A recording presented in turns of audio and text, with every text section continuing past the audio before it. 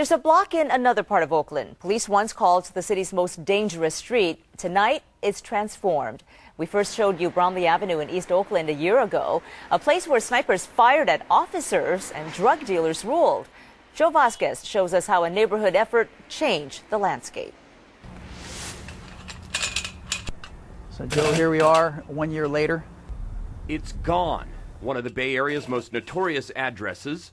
This truly was a den of thieves, drug dealers, and violent criminals. Has been wiped out by the wrecking ball. Last September, Oakland police officer Clay Birch took us on a tour of the Bungalows apartment complex on Bromley Avenue. This is the most dangerous street in Oakland. Violent crime was constant here. Last August 1st, police say a sniper fired at officers, which eventually delayed response time to subsequent shootings. Police say drug dealers had taken over the bungalows and made it their fort. Shootings were rampant, some turned into homicides. There's over 100 calls for service at the Bungalow apartment complex. Living conditions were deplorable. We found drugs within reach of children playing. You can see a bag of cocaine. But since that report, the police, along with neighborhood groups and city leaders, have stepped up and worked together to shut down the bungalows. Just a year ago, you and I were walking through here and we saw a lot. And now I take a deep breath and I go, man, I don't have to worry about this place now. In fact, I'm watching this neighborhood be reinvigorated.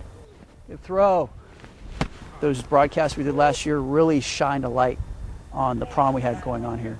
A series of fines brought by the city attorney hammered the absentee landlord into submission. He eventually lost the property in a foreclosure. The bank that took it over agreed to demolish the property.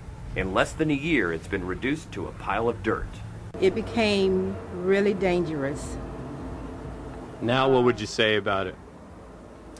Very peaceful, very calm, very clean. Hopefully, better things to come.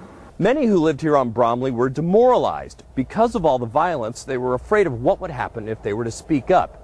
Yet others were determined to take back their neighborhood. There are more of us than there are them. And if we come together and marshal our resources against them, I believe that we will win. This is an excellent example of just that. Our work is not done at all. Officer Birch is now off to his next problem property. Crack pipe right there.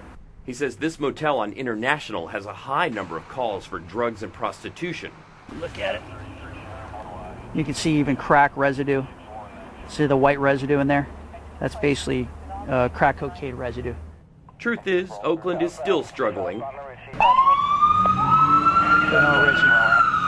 It's closed. Just 2 hours after this interview, 3 young men were gunned down on a playground. A 20-year-old died.